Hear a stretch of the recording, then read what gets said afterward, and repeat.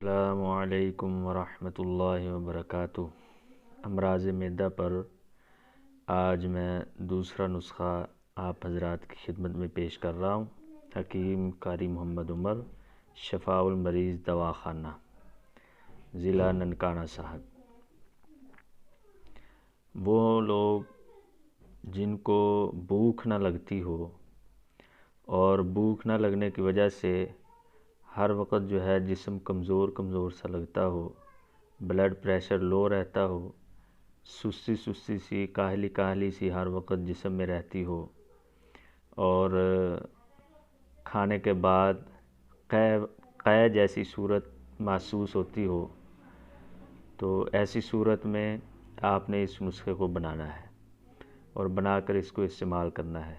اس میں سب سے پہلے حلیلہ زرد، بلیلہ، نارنج، اجوائن خراسانی، یہ سب چیزیں 100 گرام لینی ہے۔ آمچور، انار دانہ، یہ 200 گرام لینا ہے، اور ٹاٹری 50 گرام لینی ہے۔ سب ادویہ پیس کر ان کو صفوف کر کے ملا لیں۔ 1 سے 2 گرام دن میں 3 دفعہ کھانے کے بعد پانی کے ساتھ استعمال کریں۔ تو یہ صرف تھوڑا سا بنائیں، چند دن کے استعمال سے انشاءاللہ بلڈ پریشر جو لو ہوتا ہے اس سے بھی افاقہ ہوگا، جو قے والی صورت ہر وقت دل خراب رہتا ہے اس میں بھی کافی فرق پڑ جائے گا۔